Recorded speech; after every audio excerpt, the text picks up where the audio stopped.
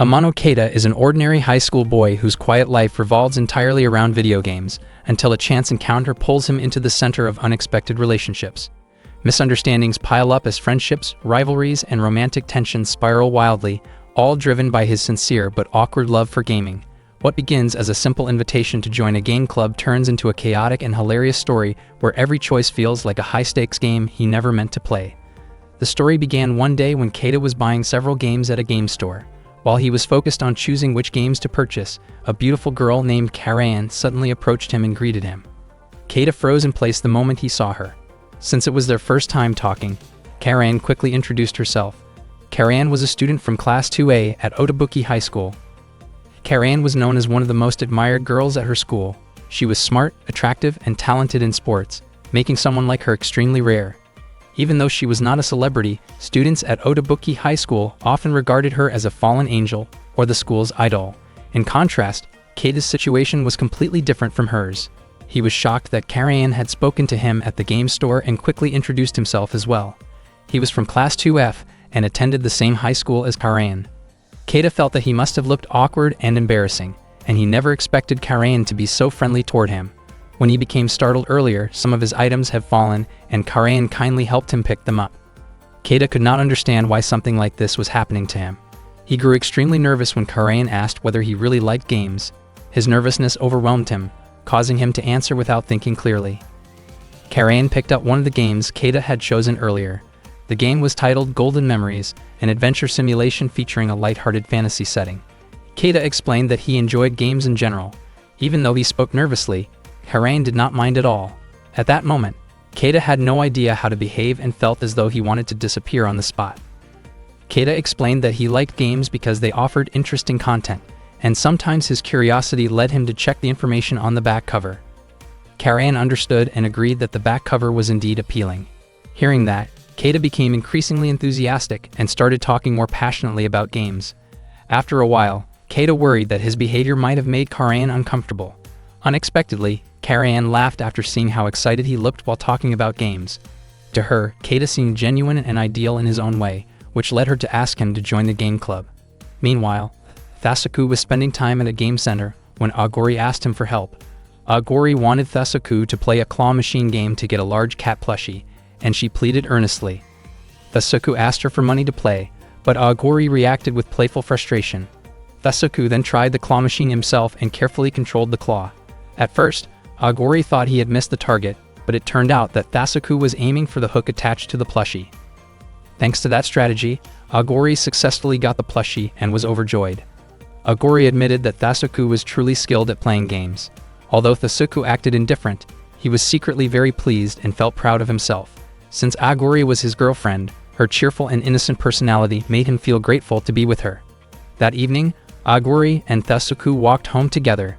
Thasuku asked why Agori seemed so happy, and she explained that she was thrilled to have received the plushie from him and promised to take good care of it. Not long after, Thasuku noticed Keita standing alone near a park. He thought that someone like Keita would never be able to be with someone as charming as Agori and dismissed him as socially awkward. In reality, Keita was with Karayan at that time. Karayan told him that she was in the process of forming a game club, but had not yet recruited members. She commented on how polite Keita always sounded when speaking to her. Karayan explained that her friends and teachers always spoke politely to her, and even characters in games tended to do the same. She also shared that she had stayed up for 3 days trying to break a world record for fast completion in a game. Keita did not immediately believe her and assumed she must have been exaggerating or dreaming. It was only then that Keita realized Karayan genuinely loved games. She had never talked about this interest with her friends before. The real reason she enrolled at Otobuki High School was because she had heard rumors about a famous game club. Unfortunately, the club disbanded before they entered the school. Because of that, Karayan had been secretly working the previous year to revive it, and she was confident that she would succeed this year. Keita congratulated Karayan and asked what the game club was truly about. Karayan explained that the club was not just about playing games casually, but treating them seriously as an official club activity. That was why she was searching for true gamers, and that was how she found Keita. Karayan asked Keita to visit the game club next time. She then said goodbye, explaining that she needed to head home. Before leaving, Karayan suggested that they meet again after school the following day. While at home, Keita still could not stop thinking about the game club. He never expected something so big to happen in his life. and he even wondered if everything that had happened was nothing more than a dream. Not long after that, his phone received a notification. Keita immediately checked it, only to find that it was just a request for help in an online game. At the same time, a girl somewhere was playing a game while smiling softly.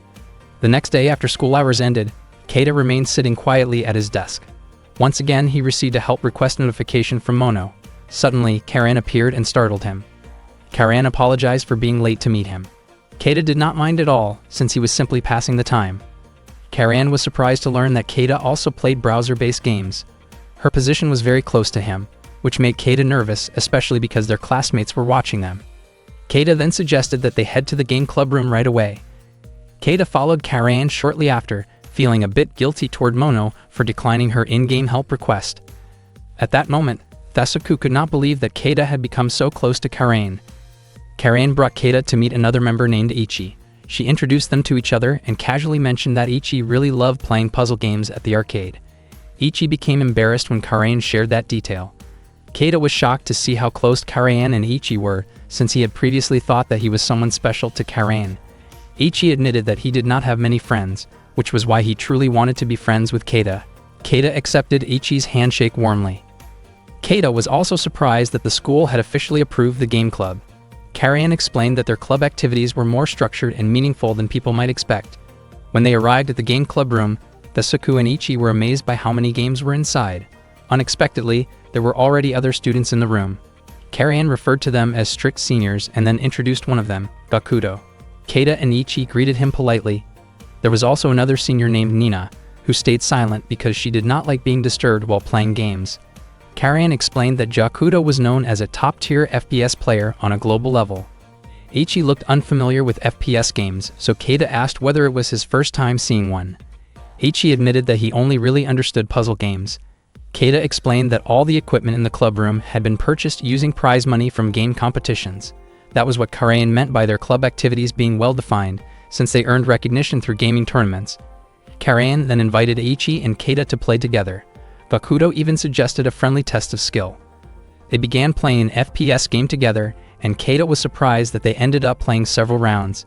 Even so, the highest score still belonged to Gakudo. Keita became exhausted after playing for more than 2 hours. Karan commented that at least Gakudo was holding back a little, because otherwise the new members might have felt overwhelmed. Keita acknowledged Gakudo's unmatched skill, especially considering how challenging the AI opponents were. Gakudo casually remarked that his opponents were still at a basic level.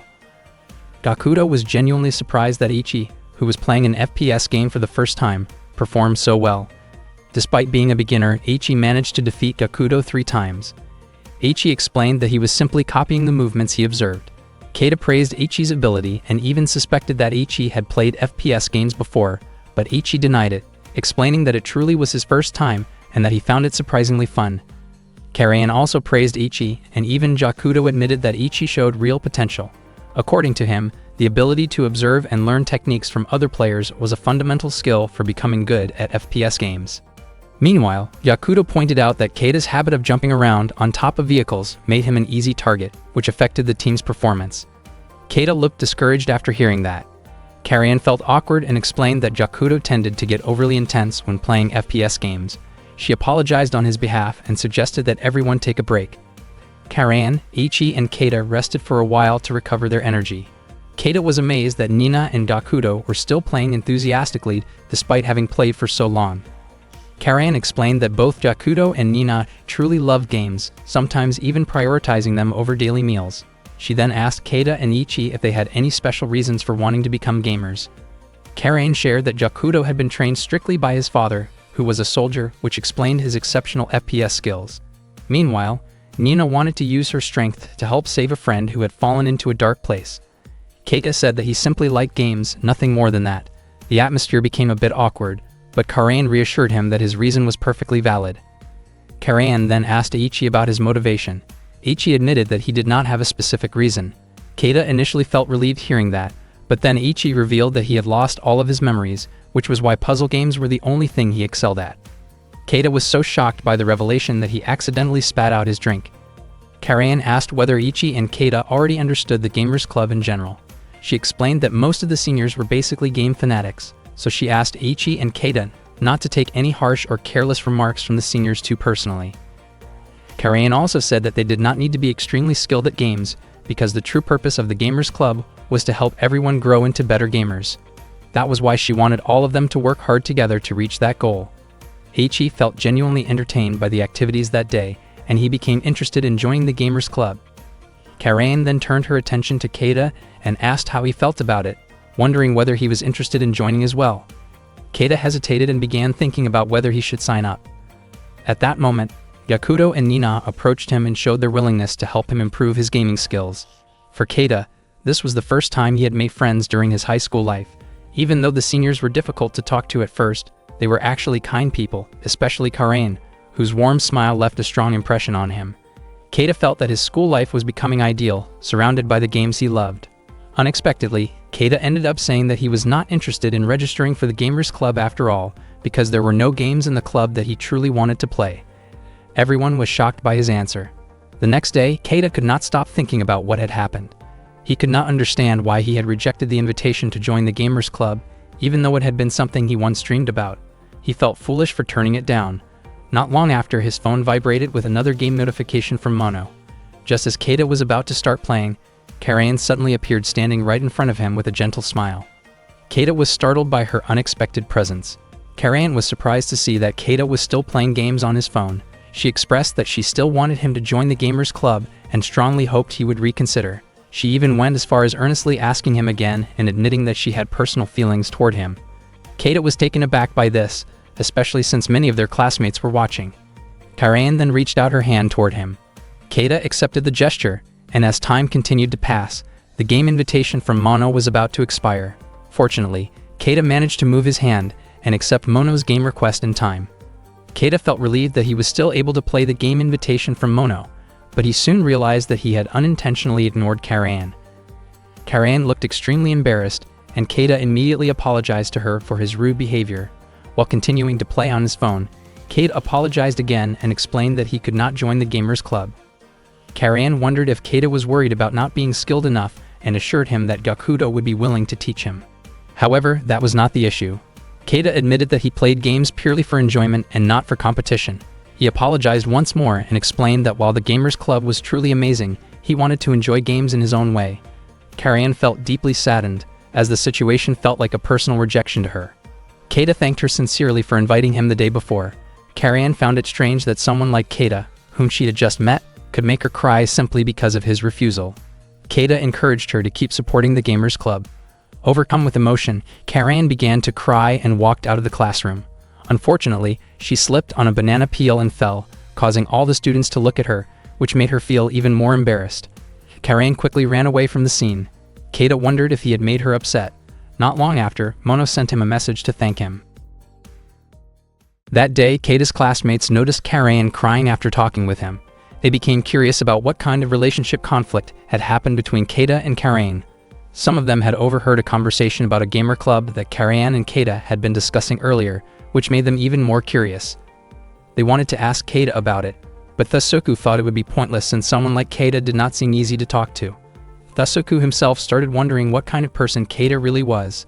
Mika felt that Keita came across as irritating, while Masaya believed that someone like Keita was not worth much appreciation, even though his attitude still felt annoying. Thasuku commented that Keita seemed to live without any clear direction. Their classmates briefly thought that Thasuku was getting emotionally worked up while talking about Keita. While the lesson was going on, Thasuku could not stop thinking about Keita. He occasionally glanced over, quietly observing him from his seat. During lunch break, Aguri approached Thasuku with a bright, cheerful expression. She sat very close to him, acting as if she was recharging her energy just by being near him. Mika asked whether Aguri really liked Thasuku that much. Aguri laughed and openly admitted it. She had brought a homemade lunch for him, shaped like an adorable kitten, although it had ended up looking rather messy. Aguri mentioned that Keita was becoming a hot topic in Class C because he had turned down Karayan. Thasuku was not particularly interested and felt that it was nothing unusual. He recalled the moment when Aguri confessed her feelings to him and how he had no reason to reject her. Aguri genuinely loved Thasuku, and she believed she would be happy as long as they stayed together. After school, Aguri and the others went to the game center. Thasuku chose to split up from them because the room felt too crowded. He decided to try a crane game instead. While operating the machine, he suddenly caught a glimpse of his reflection that reminded him of his past. The memory disrupted his focus and brought back thoughts of his gloomy middle school days when he had been isolated by his classmates. After a while, he managed to win a game cassette. Unexpectedly, Keita had been watching him the entire time. Feeling shy, Keita introduced himself. Tasuku admitted that he already knew Keita's name and asked what he was doing there. Keita, still embarrassed, asked whether Tasuku liked video games. Tasuku explained that he had picked the prize without really looking at it. The game he won was Paradigm of Pantasia, a very famous title that he had never tried before. Keita considered the game a masterpiece and strongly felt that Tasuku should play it. Keita became extremely enthusiastic while explaining the game in detail and highly recommended it. Tasuku responded that he did not need recommendations from Keita. Realizing he had gotten carried away, Keita apologized and then excused himself before heading upstairs.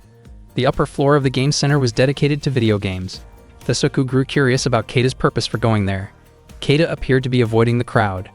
Tasuku guessed that Keita liked video games but did not enjoy noisy arcade machines. Just as Keita was about to leave, Tasuku stopped him and asked him to stay for a moment. Keita, clearly nervous, awkwardly clarified a misunderstanding about Tasuku's intentions. Tasuku simply wanted to invite Keita to play a game together. Keita had always wanted to try one of the video games there, but in the past, he had only watched the demo videos. Tasuku wondered just how insecure Keita really was.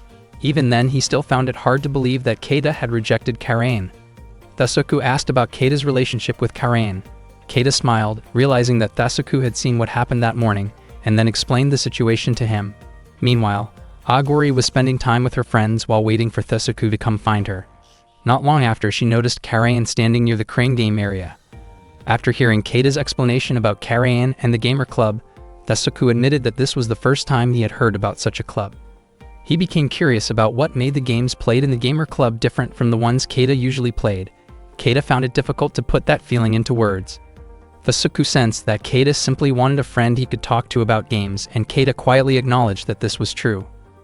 Tasuku felt that Keita still seemed emotionally unsteady. Before long, Keita suggested that they start playing. Tasuku asked whether Keita wanted to watch the demo video first, but Keita preferred to jump right in. Tasuku confidently believed that he could impress Keita with his skills. They quickly chose their characters, and Keita picked the protagonist. Keita wondered whether Tasuku had ever played the game before. Tasuku admitted that he usually chose characters based purely on how cool they looked. Once the game started, Tasuku pointed out that Keita played much better than Aguri, since Aguri tended to press buttons at random. According to Tasuku, players like Keita were actually easier to predict. In the first round, Keita was defeated very easily by Tasuku. Keita felt impressed and acknowledged how skilled Tasuku was. Tasuku, however, thought that Keita's ability was still fairly low. They moved on to the next round, and Keita felt confident that he would be able to win this time. Tasuku found it strange that even though they were just playing a fighting game, Keita looked genuinely happy. Unfortunately, Keita lost again. Tasuku felt that Keita's skill level was unusually low, especially considering that even grade school kids these days tended to play better. After finishing the game, they walked out together. Keita felt genuinely happy that he had been able to play with Tasuku. Tasuku then asked what Keita wanted to play next, mentioning that it was not very fun if only one person kept winning. Keita became extremely excited and eagerly suggested playing more games. They ended up playing several different types of games, including shooting games, driving games, music games, and many others. After they were satisfied, they bought cold drinks from a vending machine. Keita was still full of excitement and asked what game they would play next. Tasuku wondered whether Keita was planning to try every game that could not be played alone. Keita felt embarrassed and avoided admitting it. Still full of energy, Keita rushed back toward the arcade machines. Tasuku smiled at Keita's behavior, feeling that it reminded him of his own past. While walking, Tasuku suddenly noticed Karain sneaking around nearby. He felt confused about what she was doing. As soon as Karain noticed him, she quickly ran away. Tasuku tried to call out to Keita, but at that moment the others arrived. Keita thanked Tasuku and hurried off. Aguri and the others approached Tasuku shortly afterward. Meanwhile, Keita ran off and Karain chased after him, still determined to invite Keita to join her gaming club. Later, Aguri asked where Tasuku had been, since she had tried contacting him several times. Tasuku apologized and explained that he had only just checked his phone. Suddenly, Tasuku excused himself, saying that he needed to take care of something. He rushed out, leaving Aguri confused about what he was really doing. Tasuku exited the game center and began running as he searched for Keita, without fully understanding why he felt compelled to do so. He kept running while scanning his surroundings. When he reached a pedestrian bridge, he spotted Keita and immediately called out to him. Keita wondered why Thesuku had followed him. Thesuku questioned why Keita had run away, but Keita explained that he had not meant to run away at all.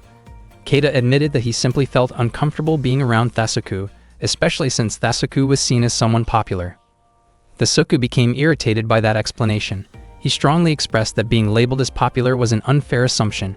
He emphasized that if he appeared confident now, it was the result of serious effort. He explained that when he entered high school, he had worked hard to stop being seen as a socially awkward kid, and he did not appreciate being dismissed so casually. Thesuku believed that Keita saw gaming time as the most meaningful thing in his life and thought that simply enjoying games made someone look cool. Thesuku personally felt that taking games too seriously seemed strange, and he also viewed Karayan's Gamers Club as foolish. He pushed Keita to respond to his comments. Unexpectedly, Keita reacted strongly and demanded that Thesuku take back those remarks. Keita admitted that he often felt useless and that gaming was the only thing he truly enjoyed. He apologized and acknowledged that many of Thesuku's criticisms were true. Even so, Keita felt that Thesuku had no right to insult someone he had only just met. The situation became tense, and Thesuku felt uneasy as Keita continued to confront him emotionally. Keita could not accept Thesuku speaking badly about Karayan. In Keita's eyes, Karayan was a kind person who had the courage to take action, especially since she had invited him to join the Gamers Club more than once. Because of that, Keita strongly wanted Thesuku to take back his negative comments about both Karayan and the Gamers Club. Thesuku was completely shaken and asked Keita to calm down first. Keita finally realized what he had just done to Thesuku, so he immediately let go and apologized to him. Thesuku then realized that he had been foolish to compare Keita to his former self. Feeling guilty, Thesuku also apologized to Keita. He never expected that the person who had turned down Karayan's invitation would be so passionate about protecting the Gamers Club. Keita looked visibly awkward, clearly embarrassed. Thesuku smiled and said that he was heading back to the game center, then asked what Keita planned to do next. Keita decided to go home because there was a game he wanted to play. They said their goodbyes, but before leaving, Keita apologized for calling Thesuku a popular kid. Thesuku said that Keita did not need to apologize for that. He realized that his past self was nothing compared to who Keita was at that moment. After coming down from the pedestrian bridge, Thesuku ran into Karayan. She looked extremely happy and completely captivated by Keita. It turned out that Karayan had seen everything that happened earlier. Only then did she notice that Thesuku was standing right in front of her. Thesuku said that he understood and wished her happiness. Karayan quickly grabbed Thesuku and asked what he meant by what he had just said. Thesuku replied that Karayan and Keita seemed to be a perfect match. Hearing that, Karayan's face turned red.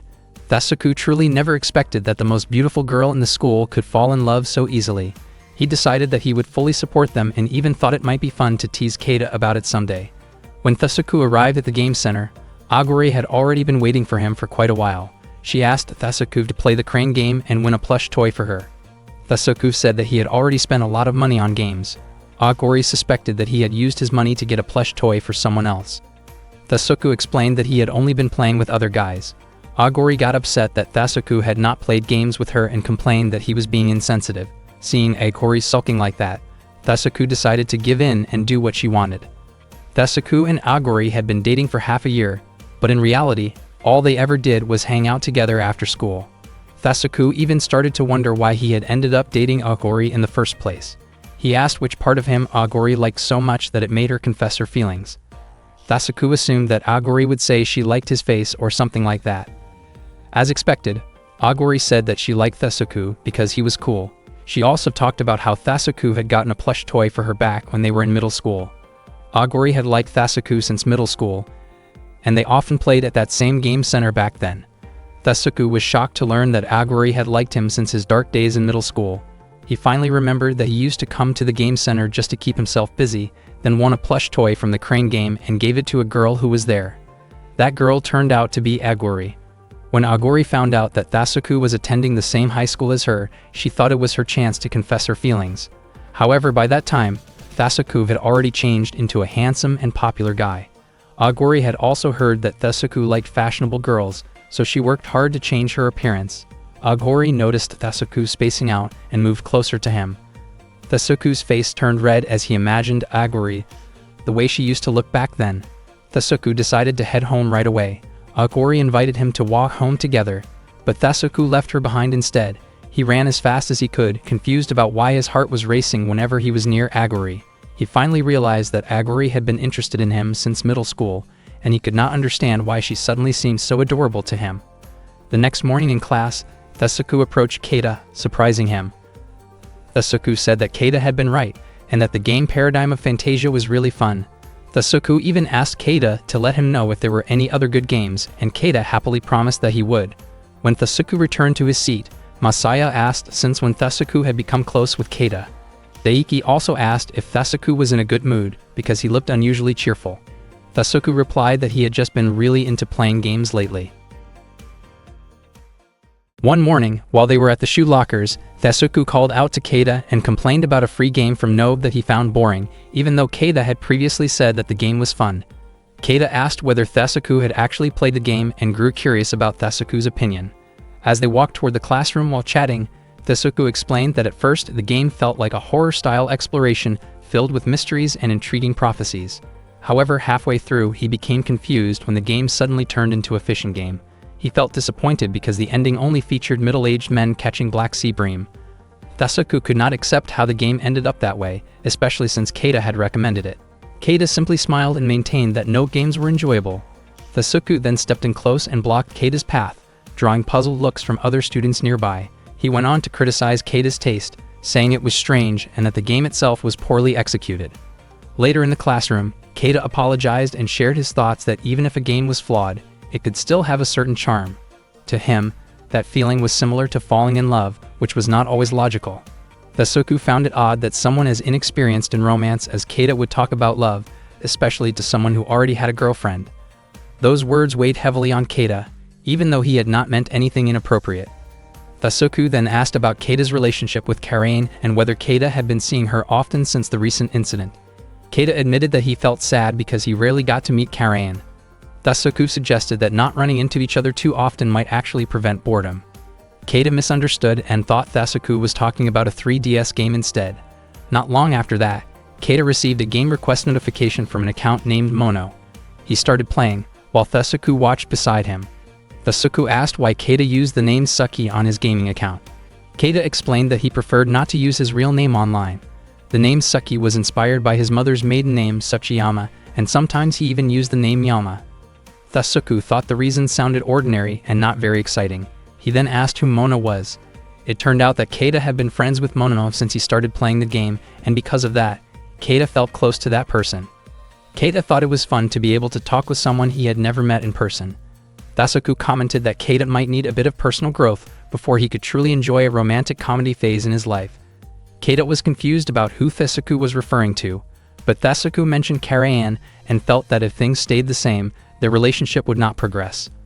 Keita began to feel that he did not measure up to Karain in any way. Thesuku quickly clarified that he did not mean to make Keita feel down. By personal growth, he meant that he wanted to help Keita move forward from being a loner. Keita was touched when he realized that Thesuku genuinely cared about him.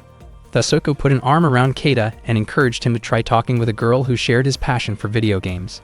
After school, Thesuku took Keita to his intended target in Class 2A. The girl's name was Chiaki, and she loved playing games just like Keita did. Keita resisted, explaining that he did not want to approach someone under false pretenses, but Thesuku continued to push him. Suddenly, Aguri appeared and reminded Thesuku about their promise to hang out together after school. Before leaving, Thesuku told Keita that he was eagerly looking forward to seeing how things would turn out and urged him to talk to Chiaki. Keita was startled when he noticed people around him looking his way. At the same time, Karain was lost in her feelings for Keita. She became flustered when she overheard Ichi talking with him. Ichi asked whether Keita had come to see Karain, but Keita denied it and said that he was not interested and did not have any business with her.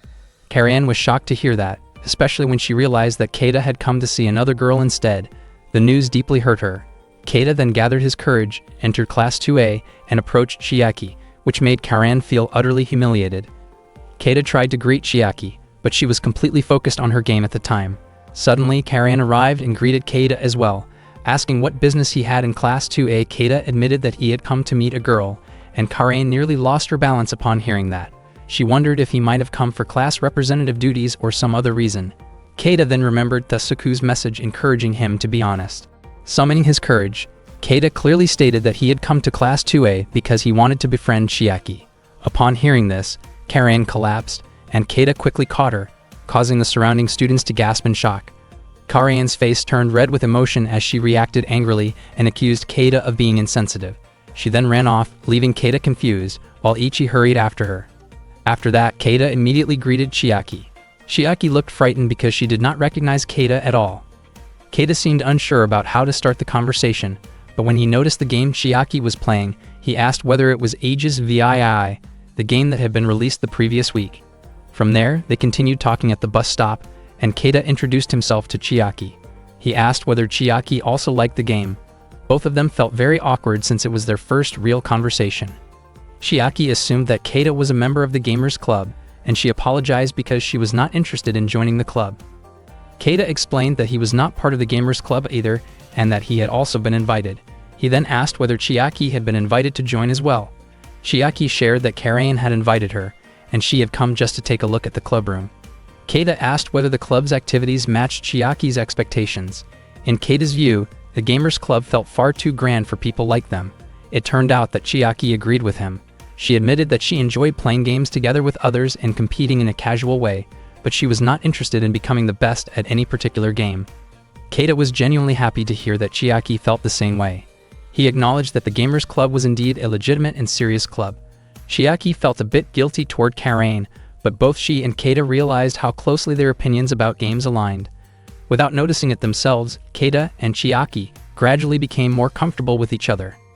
After that meeting, they grew closer and began exchanging messages frequently. It seemed that Keita and Chiaki were more alike than Thasuku had initially thought. The more they talked, the more they became aware of how similar their tastes and sensitivities were, especially when it came to games.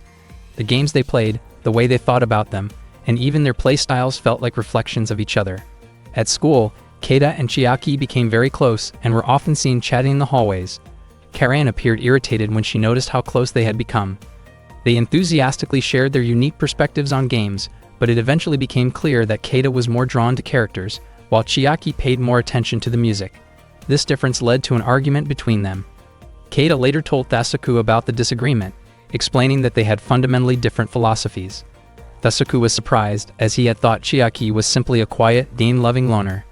Keita explained that although he and Chiaki had been very close at first, Chiaki was modest and felt more like an equal friend than someone intimidating. Thasuku asked what had caused the argument. Keita felt strongly that games did not need overly cute characters to be enjoyable. Thasuku was surprised that Keita could get so upset over something that seemed trivial, but for Keita, discussions about games were something he took seriously. Thasuku suggested that it would be better for them to talk things out calmly. Thasuku tried to bring Keita and Chiaki together to resolve the minor conflict, but both of them stubbornly held on to their own opinions. Chiaki argued that if the Japanese game industry focused too much on cute characters, while overseas games emphasized storytelling and gameplay mechanics, it was obvious which approach felt stronger to her. In the heat of the moment, Chiaki made a sarcastic remark about Keita's narrow perspective, and Keita responded with an equally childish comment about Chiaki's appearance. Thasuku could not understand why the two of them could not get along despite being so similar. Chiaki softened when Thasuku stepped in to calm them down. Seeing this, Keita questioned why Chiaki admired cool guys but showed no appreciation for cute aesthetics in general. Chiaki denied that interpretation, and Thasuku reminded both of them that criticizing someone's appearance was not appropriate behavior. Thasuku then asked how far their discussion about Aegis VII had gone. As expected, once they started talking about Aegis VII again, both Keita and Chiaki became deeply engaged, enthusiastically exchanging opinions about the game. At first, they agreed on many points, but once their differing interests surfaced again, they fell back into another argument. Thasuku tried to stop them, confused about how the conversation had spiraled once more. Keita commented that both of them were game-loving loners with strong egos, which made it difficult for either of them to compromise when it came to games. Chiaki added that for people like them, there were clear boundaries that should not be crossed in discussions about games. Thasuku realized that the two of them were truly difficult to handle. At that moment, Keita sensed an intense and unsettling presence coming from Aguri. Thasuku decided to end the meeting and apologize for calling Chiaki all the way to his classroom. He admitted that he had enjoyed listening to their passionate discussion about games. Thasuku told Chiaki not to worry about the earlier comment regarding her messy hair, adding that he personally liked girls with slightly untidy hair. Chiaki's face turned red when she heard that. Aguri's presence became even more intimidating, and Keita felt certain that Aguri had misunderstood Thasuku's intentions. Thasuku encouraged Chiaki to become closer friends with Keita since they shared the same hobby. Keita realized that it was understandable for Aguri to misinterpret the situation, as from a distance it looked like Thasuku was getting close to another girl. Thasuku admitted that he liked Aguri's hair, but he also felt that Chiaki suited short hair better. He even mentioned that Chiaki was actually quite cute. Chiaki became flustered upon hearing this. Keita, on the other hand, grew worried that this might lead to a conflict between Thasuku and Aguri if Aguri overheard everything. At that point, Aguri looked as though she was on the verge of losing consciousness after hearing it all. At that moment, Karayan and Ichi were peeking at them from a window. Karayan felt extremely curious about what kind of relationship existed between Chiaki and Keita. Ichi did not know for sure, but it looked like Chiaki and Keita were fairly close. Karayan felt irritated at the thought that they might actually have a close relationship. That night, Thasuku and Aguri walked home together. Thasuku found it strange because Aguri was usually talkative when they walked together, yet she remained quiet the entire time. Suddenly, Aguri asked what Thasuku had been doing in the classroom earlier that day. Thasuku was surprised to realize that Aguri had seen him. He hesitated for a moment before explaining and eventually admitted that he had been trying to mediate between Chiaki and Keita. Aguri appeared visibly upset and asked why Thasuku had been spending so much time with Keita lately. Thasuku explained that he and Keita had only been talking about games. That same night, Keita exchanged messages discussing a game novel. The next day at school, students were buzzing about a beautiful girl who had suddenly appeared on campus. Thasuku wondered whether this girl could really be prettier than Karayan. Before long, Keita arrived and greeted him. Thasuku had a feeling that Keita wanted to say something. Keita seemed worried and asked whether Aguri had said anything to Thasuku while they were walking home. Thasuku said that Aguri had acted normally. Thasuku found it strange that Keita was concerned about Aguri, considering they did not even know each other. Not long after that, a short-haired girl approached them. All the students stared at her, but Thasuku did not recognize her at first. At that moment, Aguri walked over to Thasuku. Keita referred to the short-haired girl with a joking nickname related to dried seaweed. That was when Thasuku finally realized that the girl was Chiaki. Thasuku had previously given Chiaki a few suggestions about her appearance, but he never expected such a dramatic change. Chiaki looked uneasy and wondered whether her new look seemed unpleasant, but Thasuku had always thought that Chiaki was cute from the very beginning. Unexpectedly, Aguri overheard Thasuku praising Chiaki as cute. Keita noticed Aguri walking away and immediately ran after her. Meanwhile, Chiaki told Thasuku that after changing her appearance, even her own family had trouble recognizing her. Thasuku said that the new look suited Chiaki very well, which made Chiaki smile happily. Thasuku then looked around for Keita, and Chiaki informed him that Keita had run off while calling out Aguri's name. Elsewhere, Keita still had not found Aguri when he ran into Karayan. Karayan suddenly apologized for the misunderstanding that had happened the day before. Keita did not understand what Karayan was referring to. He then asked whether Karayan had seen a cute and stylish girl earlier. Karayan explained that the girl was looking gloomy near the school entrance. Karayan asked why Keita was chasing after her. Keita explained that it was related to a complicated relationship issue. Karayan could not understand why Keita had gotten involved in such a situation. Keita finally caught up to Aguri. Aguri believed that Keita was someone who was interfering and taking Thasuku away from her. Keita was confused about why he was being seen that way. He then invited Aguri to have tea together. At the cafe, Keita looked awkward because he did not know what to do next. He explained that Aguri seemed to have misunderstood the relationship between Chiaki and Thasuku. Keita reassured her that Thasuku truly cared about Aguri and even thought she had become even cuter. Aguri's expression instantly brightened, and she quickly went to order another drink. While waiting, Keita checked his phone and noticed a game event. He planned to invite Mono to join as well. Not long after that, Aguri accidentally dropped the drink on her tray when she saw Thasuku walking together with Chiaki across the street. Keita was also shocked when he noticed the same thing. One morning, Karayan began her daily activities right after waking up. She got up very early and started her day with a jog outside the house. For her, the early morning was a time for personal growth and self-reflection. Karayan was known for being very friendly toward the people around her. After finishing her morning exercise, she took a shower and continued with a morning study session. The calm atmosphere of the early hours provided the perfect environment for a busy high school student to focus on learning. After that, Karayan had breakfast and prepared herself to go to school. Most people would not realize that Karayan did not pay much attention to her appearance because she truly believed that real beauty came from within. The first thing Karayan did at school was socialize with her peers. At the shoe lockers, she greeted her friends warmly. She found a large number of letters inside her locker. Karayan lived by a principle of committing herself fully to whatever she could do in the present moment. During school breaks, she spent time with her friends and also willingly helped teachers carry equipment or prepare materials. She did not do these things simply for academic credit, but because she valued the meaningful experiences she gained from helping others. When lunchtime arrived, Karayan faced something that always made her uncomfortable, which was turning down boys who confessed their feelings to her. She believed that moments like those were her responsibility to handle directly and honestly. Even so, rejecting someone's feelings left a tight and heavy feeling in her chest. After school, Karayan headed to the Gamers Club room, where the members gathered to sharpen their skills through gaming. Karayan truly loved the tense atmosphere that filled the room when everyone was seriously focused on their roles. That evening, after returning home, she reviewed her lessons and played games to relax while also gathering new information. She then went to bed early to prepare for the next morning. That was how a bright and smooth day passed in Karayan's life. The following day, Karayan woke up from her sleep feeling unsettled. She had not expected to dream about Keita, and the dream itself left her feeling deeply embarrassed and confused. Because of that, she stayed in bed and skipped her usual jogging routine. She suddenly remembered that she had not finished her homework. She rushed to complete it in a panic, then quickly ate breakfast. After that, she hurried to get ready and fix her hair, moving so fast that she forgot to change out of her sleepwear. When she arrived at school, Karayan looked disorganized and rushed. She became extremely nervous when she saw Keita at the shoe lockers. Her face turned red, and she tried to hide so that he would not notice her. During break time, Karayan usually helped teachers carry supplies, but that day she found herself walking toward Class 2F instead. She had intentionally gone there to look for Keita. Before long, Keita noticed her presence and questioned what she was doing there. Karayan became flustered, her face heating up, and she quickly ran away. At lunchtime, she once again had to turn down a love confession from another student. The student became frustrated and asked whether Karayan already liked someone else. Hearing that question made her face turn red again, but she insisted that she had no intention of dating anyone. She felt extremely nervous even thinking about the topic of romance, and in the end, she firmly rejected the confession. After school, Karayan went to the Gamers Club room and played a fighting game match with Nina. However, Karayan could not focus at all.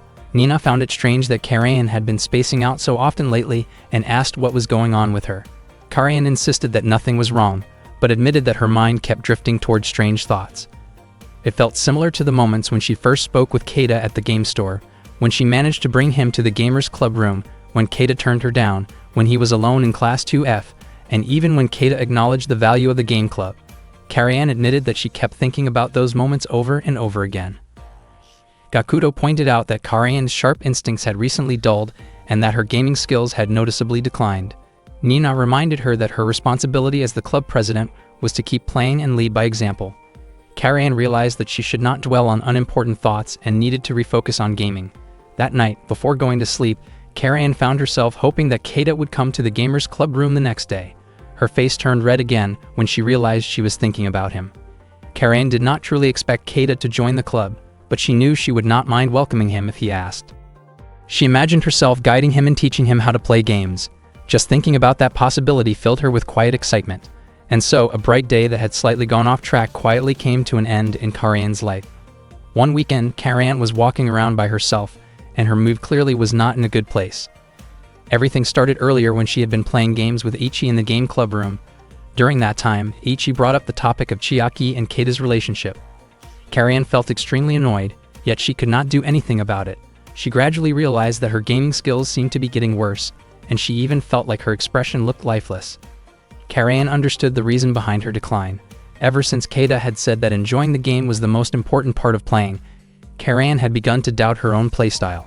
In her mind, Keita should be held responsible for that growing uncertainty. Suddenly, she heard Keita calling out to her. Karayan was startled, and her face immediately turned red when she saw him standing right in front of her.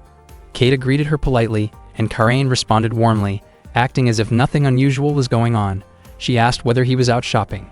Keita explained that his mother had scolded him for staying home and playing games too much, so he had decided to go outside for a walk.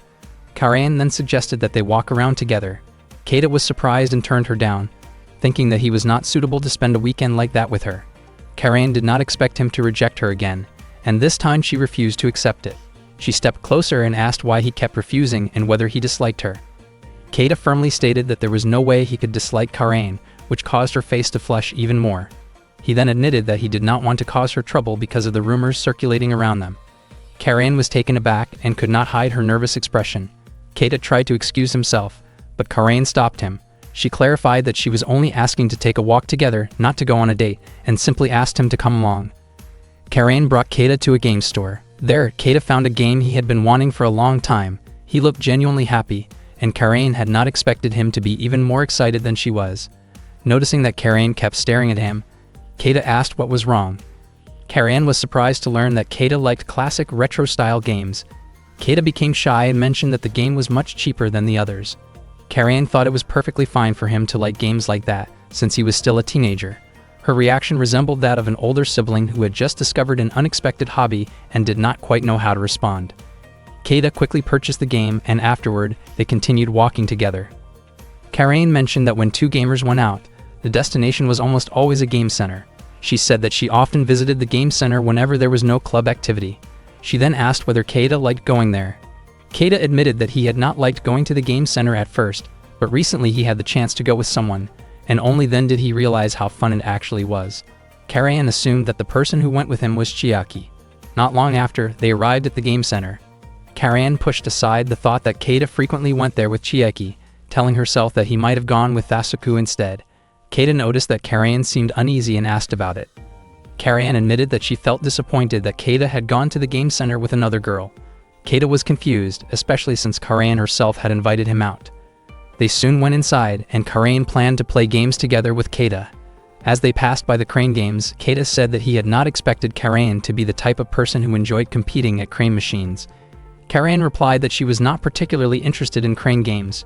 She began to suspect that Keita had been thinking about Chiaki the whole time, and she even imagined him playing crane games together with Chiaki and acting overly close. Feeling irritated, Karayan lightly knocked her forehead against a coin machine in frustration. Keita misunderstood and thought that Karayan wanted to play a coin game. He inserted a 500 yen coin and ended up winning a large number of coins. To Keita, Karayan looked like someone watching a teammate waste valuable resources on an unnecessary move in a game. Karayan scolded Keita for not using his observation skills from the start.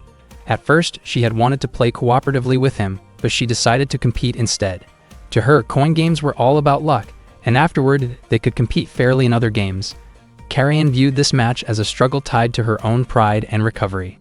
She was determined to defeat Keita and reclaim what she felt she had lost. Keita wondered why Karayan was so fired up over a simple coin game. Karayan thought that if Keita kept complaining like that, girls would not find him appealing. Karayan asked to start their rivalry right away, and the competition lasted for 30 minutes. She was confident that she would definitely beat Keita. She wanted to begin with a coin pusher game, but the most popular seat was already taken. It seemed like that game was not suitable for earning a large number of coins in a short amount of time. Karayan did not expect to see Keita sitting at a machine with the lowest number of coins. She assumed that he had some kind of plan, but it turned out that he was genuinely a beginner. Karayan started playing her game. It felt physically draining, but she stayed motivated because she really wanted to beat Keita. After 30 minutes passed, Karayan had managed to collect a large number of coins, while Keita had not earned a single one.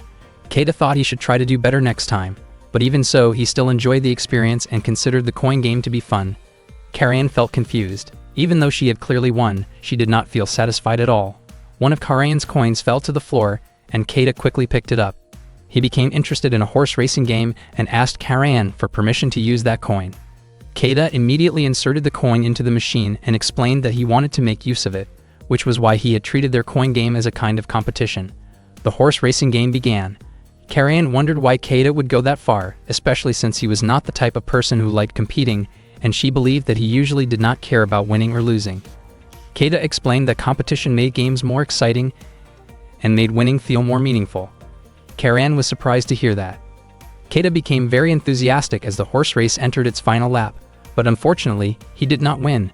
He then noticed that Karayan had gone quiet and seemed puzzled by her reaction. After finishing their games, they went to a nearby arcade. Karayan wondered whether Keita had refused to join the game club because he disliked how the club members played games with a strong focus on winning. However, she found it strange that Keita looked frustrated when he lost and even tried to win until his very last coin. To her, it seemed odd, because she thought Keita only cared about enjoying games and should not be concerned with winning or losing.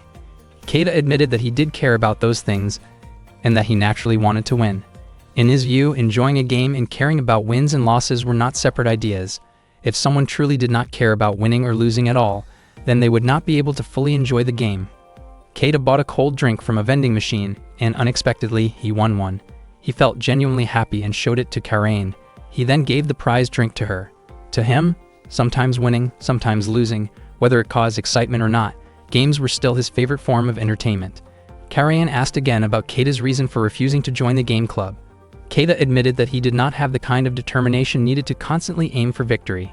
Karain shared that she always got very emotional about wins and losses in games, and she wondered whether that made the game club seem silly. Keita believed that enjoying victory and regretting defeat were the strongest sensations in gaming. That was why he admired the club members who practiced extremely hard to win. He never thought they were silly. However, he felt that he personally lacked the courage to fully commit, so he would often move on to another game before becoming truly skilled at one. Hearing that made Karain feel relieved. Karain then said goodbye. Keita felt confused about why she was suddenly heading home. Karain smiled and admitted that she really wanted to play games at home. The next day, Karain played games in the club room with the other members, but to her surprise, her skills kept declining. Gakuro pointed it out, wondering why her performance had dropped so badly when she had been doing so well before. Her gameplay had become even worse than that of a beginner. Karain was on the verge of tears as she realized that every time she tried to enjoy a game, Keita's face kept popping into her mind. Feeling frustrated, she blamed Keita for distracting her thoughts. Aguri accidentally spilled the drink she was carrying after noticing Thesuku walking closely with Chiaki across the street. Keita was completely caught off guard by what he saw right in front of him. Not long before that moment, Thesuku had tried to contact both Aguri and Keita, but neither of them responded. At that time, Thesuku was on his way home with Chiaki. Chiaki wanted to bring up the topic of game development. Thesuku wondered whether Chiaki was really working on a game when there was someone else who seemed far more suitable to talk to about gaming. Chiaki admitted that she did not care about Keita at all. Shortly after, Chiaki's phone vibrated. She explained that she had just received a notification from a game and began playing it while walking alongside Thesuku. She apologized internally for needing about a minute to focus on the game. By chance, Thesuku noticed Chiaki's in-game account name Mono. After thinking about it for a moment, he suddenly realized what that name meant. Acting on impulse, he lightly held Chiaki by the shoulders to get a clearer look at the username Suki displayed on her phone. From a distance, this was the exact moment that shocked both Aguri and Keita, as their bodies appeared extremely close, giving the impression of an intimate scene. Thesuku immediately let go of Chiaki and wondered whether she recognized the name Suki. It turned out that Chiaki had been friends with Suki since she started playing the game, and she felt a sense of closeness with that account. She realized that talking with someone she had never met in person could be surprisingly enjoyable. Thesuku quickly understood the situation. He once again held Chiaki by the shoulders and loudly questioned how far the fate between Keita and Chiaki would go. Aguri lost consciousness after witnessing Thesuku holding Chiaki in such a way, while Chiaki's face turned red as she struggled to understand what Thesuku meant by fate. Thesuku then tried to understand Chiaki's opinion of Keita. Chiaki described her dislike for him by comparing it to an overexposed TV celebrity who appeared too often due to agency decisions. Thesuku continued the conversation with Chiaki near a shaved ice stand and wondered whether her dislike came from Keita's shy personality. Chiaki denied that assumption and exaggerated her stance by saying she would rather choose an extreme option than be stuck alone with him, a statement that reflected frustration rather than genuine intent. Thesuku then asked why Chiaki used the name Mono for her game account. Chiaki explained that it was a nickname derived from her mother's maiden name Mono.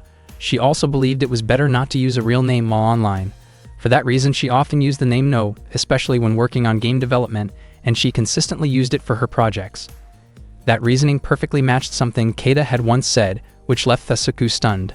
Overwhelmed, Thesuku once again questioned how far the shared fate between Keita and Chiaki truly went. Chiaki was confused by Thesuku's sudden outburst. Thesuku then remembered that Chiaki originally wanted to discuss her game development. Chiaki admitted that she still felt uncertain about how to continue her project. Thesuku could not understand how two people with so many similarities like Chiaki and Keita still had not started dating. He was curious about where their misunderstanding began, yet at the same time, he also wanted to support Karain. Thesuku began to wonder where Aguri and Keita were. He wished there were a quick solution to resolve everything. And suddenly, an idea came to mind that he believed could work perfectly. The next day, Thasuku invited Keita and Chiaki to organize a casual gathering for gamers. He knew that both of them loved games but did not feel comfortable joining a formal game club. Because of that, he wanted to create a relaxed meetup focused purely on enjoying games, which became the foundation of the gathering he envisioned. Both Keita and Chiaki were excited about the idea. Unfortunately, neither of them was willing to invite the other personally. Thasuku was baffled by how stubborn they both were. He explained that they would be involved in shared activities during the meetup, meaning they would not only talk about games but could also openly exchange opposing opinions. According to Thasuku, it was natural for people to want to express their thoughts, especially towards someone they disliked. Keita and Chiaki had no real reason to refuse. Thasuku felt satisfied after successfully drawing both of them in. They then wondered whether the gathering would involve only the three of them. Around that time, Karan was heading toward Keita's classroom. Thasuku had also invited her to join the gamers' gathering. Karan apologized for arriving late and expressed her gratitude to Thasuku for including her. She was surprised to see that Chiaki was also participating. Keita and Chiaki felt awkward because they had previously turned down Karan's invitation to join the game club. Karan reassured them that she did not take it personally. She then wondered whether the reason they refused the club and chose the gamers' gathering instead was so they could spend time together. Thasuku realized that Karan seemed to be misunderstanding the relationship between Keita and Chiaki. Unexpectedly, both Chiaki and Keita admitted that Karan's suspicion was understandable. Karan was taken aback and began to feel as though her presence at the gathering might not be necessary after all. Thasuku grew anxious, fearing that his grand plan to involve Karan in the gamers' gathering and place Keita in the middle of a romantic comedy scenario involving two charming girls was falling apart. Acting quickly, he pulled out a chair and invited Karan to sit. Karan was confused, wondering since when Thasuku had started acting so dramatically. Thasuku explained that their discussion that day was about Chiaki's next game project. Keita had only just found out that Chiaki was actually a game developer. He assumed that her games were probably boring. Only Thasuku knew that, in truth, Keita was a huge fan of the games Chiaki made. Karan had just realized that Keita and Chiaki did not seem to get along very well. Thasuku then asked what was making Chiaki feel unsure. Chiaki shared that she often created games she personally wanted to make, but they were not very popular. Her games would likely gain more attention if she played it safe and focused on public feedback, but doing that would make the process far less enjoyable for her. Thasuku asked for Keita's opinion on the matter. Honestly, Keita said that he did not really care about those concerns. Chiaki became irritated and wondered if that meant Keita was not interested in her games at all. Karan was confused by Keita's attitude, but Keita believed that what mattered most was whether the final product turned out good or not. Chiaki then questioned whether that meant Keita had no expectations for developers in general. Keita suggested that Chiaki should simply make the games she truly wanted to create. Whether they became popular or not, they would still be her own work. He felt that Chiaki should do whatever she liked, and that one day her work could become a masterpiece, or perhaps she could combine every familiar cliché into something unexpectedly fun and exciting. Chiaki was deeply moved by Keita's response. Keita apologized if his thoughts sounded shallow or unrefined. Keita then talked about a free game developer he admired. Whether that developer aimed for popularity or not, his passion and determination never faded. At that moment, Aguri was secretly watching them from outside. Keita admitted that he did not care about the mistakes Chiaki might make. Soon after, Chiaki and Keita appeared to start arguing again. Karan grew worried that they were fighting once more. Thasuku quietly mentioned that the only reason Chiaki and Keita were even able to talk like that was because of Karan. In reality, Keita really wanted to talk to Karan, so he ended up starting conversations with fellow gamers, even if things eventually turned awkward. Thasuku and Karan were standing very close to each other, close enough to cause misunderstandings. As expected, Aguri looked deeply upset. She called out to Keita, urging him to come over. Keita hurried to Aguri and apologized to Thasuku and the others because he had to leave. Chiaki was genuinely surprised to learn that Keita had a girlfriend as young as Aguri. She thought Keita actually suited Aguri quite well and mentioned that she had seen him chasing after Aguri the other day. Chiaki then left, as her bus was about to arrive. Karan and Thasuku looked confused by everything that had happened. Not long after, Karan suddenly ran out of the classroom and loudly announced that she was refusing Thasuku's invitation to the gamers' meeting. Unexpectedly, Thasuku also rushed out and declared that he wanted to withdraw from the gamers' gathering as well. Later, Aguri broke down emotionally at a cafe while sitting with Keita. She scolded him intensely, clearly overwhelmed by frustration. She was upset about how everything had turned out, especially since Keita had previously assured her that Thasuku and Chiaki had no romantic connection. that Thasuku still had feelings for her, and that Keita supported her relationship with Thasuku. Because of that reassurance and her good mood at the time, Aguri had even treated Keita to drinks. Now, she could not understand why the situation had become even more chaotic. Keita looked uncomfortable as Aguri continued expressing her anger. Aguri blamed Keita for not telling her that Chiaki was both attractive and very assertive. Keita explained that Chiaki had not behaved that way before. Aguri cried so loudly that other cafe customers began to notice them. She even reenacted what Keita had told her before, about how no matter what happened, he would make sure Thasuku came to his senses. At the time, Aguri had admired Keita for being so bold and dependable. Now, she was frustrated that Keita had ended up arranging a meeting involving both male and female gamers together. Aguri's emotions continued to spill over until a cafe staff member gently reminded them to stay calm. Both of them apologized and finally settled down, sitting quietly as the tension slowly faded. At that time, Keita also could not understand how Thasuku had ended up acting like someone who casually flirted with many people. Aguri felt that Thasuku did not seem particularly interested in her anymore. Keita wondered whether Aguri still loved Thasuku. Aguri admitted that she did still love him. Keita thought it might be better for her to look for someone who was more similar to her. Aguri laughed and called Keita silly, believing that love was something that was felt rather than clearly stated.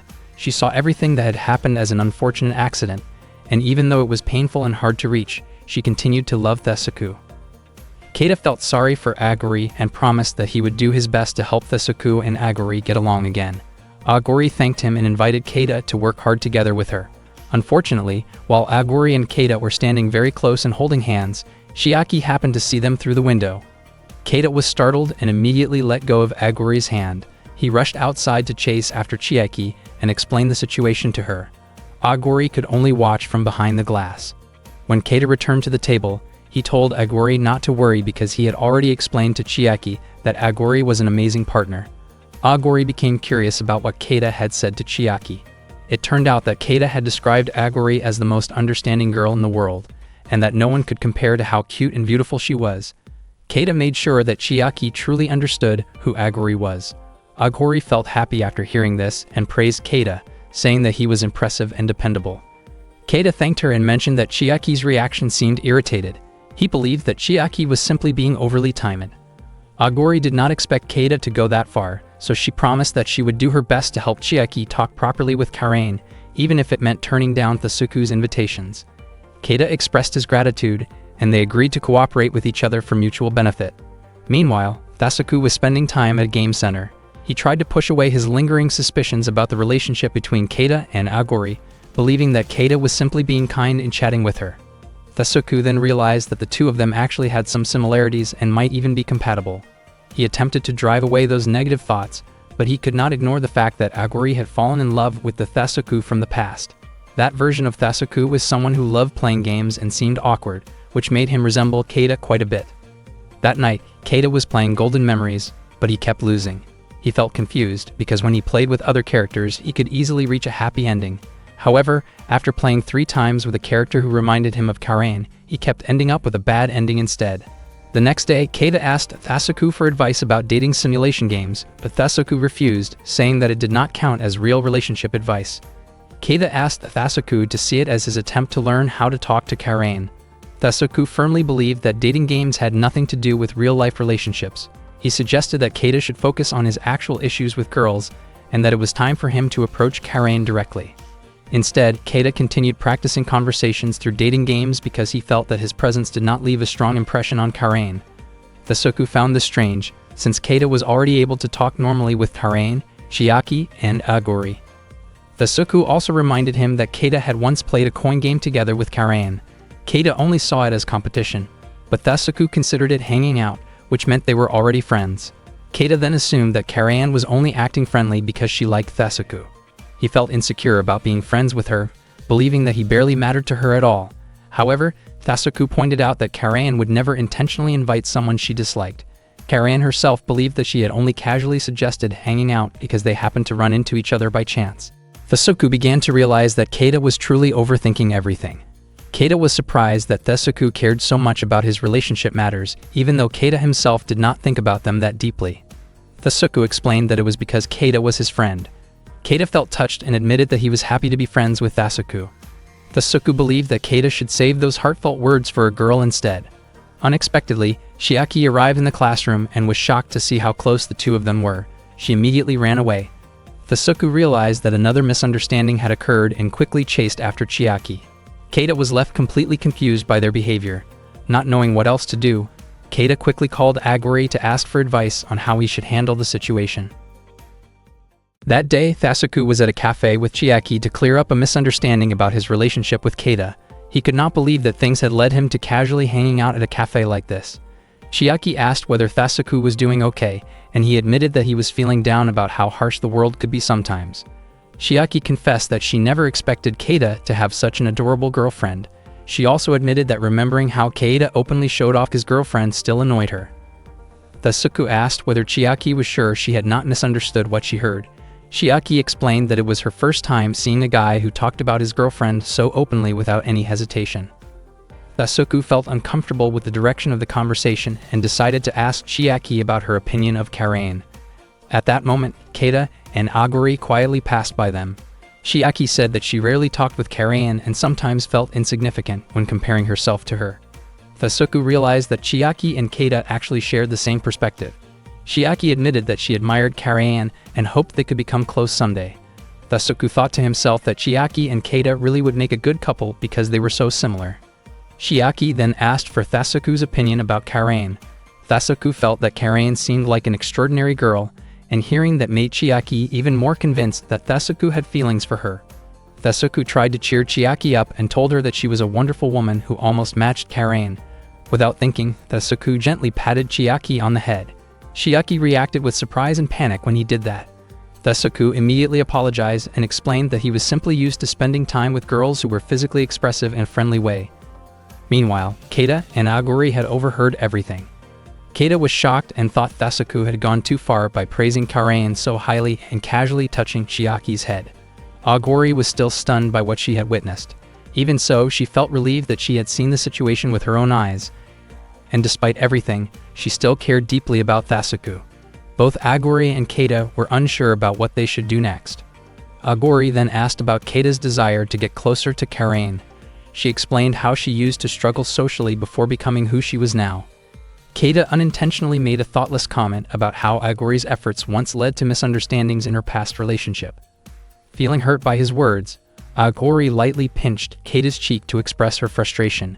She told him that no matter how much he tried to polish himself on the surface, that alone would never be enough. Keita argued that in dating games, raising stats was all it took to move forward. Aguri reminded him that real life was not a game, even if some games reflected parts of reality. According to Aguri, human relationships were not determined by levels, and people could not instantly become friends just by boosting charisma. In real life, 1 + 1 did not equal 2, but rather something deeper that grew over time. She explained that Keita and Karain needed to become friends first, and Keita needed to be recognized as a genuine person by Karain before anything else. Aguri believed the very first step was simply having a conversation. Keita then asked how Aguri had confessed her feelings to Thasuku in the past. Aguri became shy and admitted that she straightforwardly asked Thasuku to date her. There had once been a rumor that Thasuku liked girls who acted a little clumsy, and although that rumor was not true, Aguri had still spoken honestly from her heart. Keita was surprised by how simple it sounded, but Aguri explained that the most precious feelings were often the simplest because they came directly from the heart. That was why, if Keita truly wanted to be friends with Karain, he should express his feelings sincerely. Aguri believed that Keita could definitely do it. Keita said that he would try the next day, and Aguri was happy to hear his answer. Both of them looked confident and encouraged each other. The next day, as usual, Karain was politely turning down someone's romantic feelings. She explained that she had no intention of dating and believed it was better to remain friends than risk a failed relationship. She made it clear that her decision was not about social differences, and she calmly declined the student's feelings. The student looked frustrated and walked away. Eiichi observed everything from above. Later, in the club room, Karain explained the situation to Eiichi. She believed that rejection needed to be clear and firm, without leaving room for misunderstanding, because being too gentle could unintentionally give false hope. Eiichi finally understood why Karain had rejected the student so decisively. He suspected that this had become a common situation for her. Eiichi suggested that Karain should let her true feelings guide her more and be even more honest, since she often prioritized her ideals over her emotions in both good and bad situations.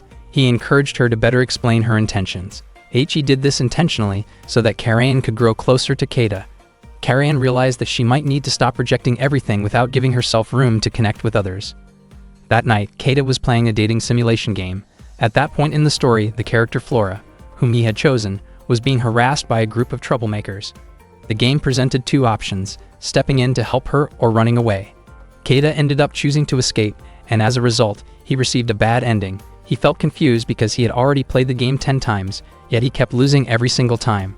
He had tried every possible option, but nothing worked. Keita started to think that this might be a sign that he would never be compatible with someone like Karayan.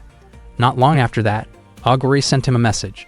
She reminded Keita to get enough sleep, explaining that people would notice the tired look on his face. She also asked him not to stay up late playing games. Thasuku also messaged him, saying that he knew about Keita's plan to meet Karayan the next day. Thasuku even mentioned that he was thinking about gathering people around and wanted Keita to do it in front of everyone. He believed that doing so would earn Keita respect, but if things went badly, Keita might end up being avoided instead. Keita felt irritated, but he chose not to respond harshly to someone who had done so much for him. Soon after, Mono sent him a message as well, cheering him on for the game event happening the next day. Keita felt certain that Mono was probably a shy and socially awkward person. He felt deeply grateful to Agori, Thasuku, and Mono for continuing to support and encourage him. Keita then decided to try the dating game one more time. He began to think that maybe he needed to be kind to everyone, not just to Flora. This time he chose options that seemed like they would make everyone happy. Eventually, Flora confessed her feelings to him. Keita was genuinely surprised that she finally did.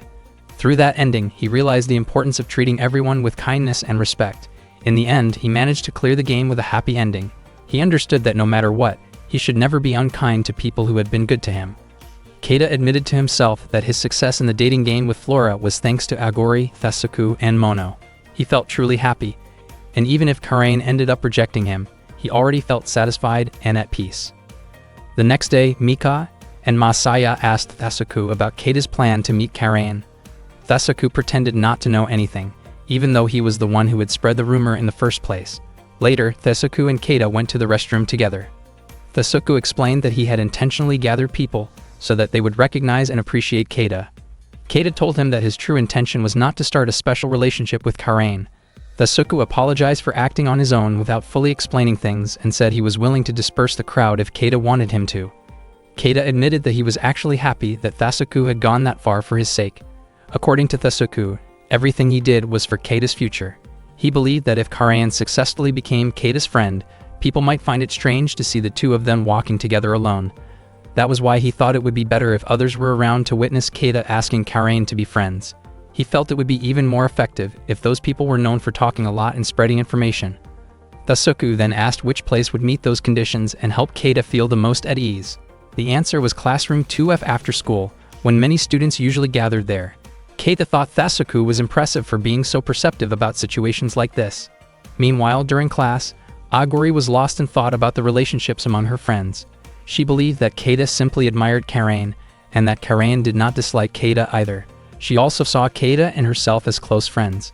At the same time, she realized that she had strong feelings for Thasuku.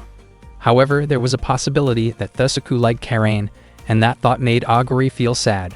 When it came to Chiaki, even though Keita claimed that he disliked her, they were actually quite close.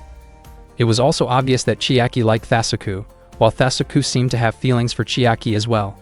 All of this frustration built up inside Agori, overwhelming her emotions. She suddenly realized that Chiaki reminded her a lot of herself back when she was still awkward and inexperienced. Agori then remembered Keita's plan to invite someone to talk after school. She felt that this situation might finally reveal Thasuku's true feelings. At the same time, Chiaki was thinking about Keita's intention to talk with Karayan after school.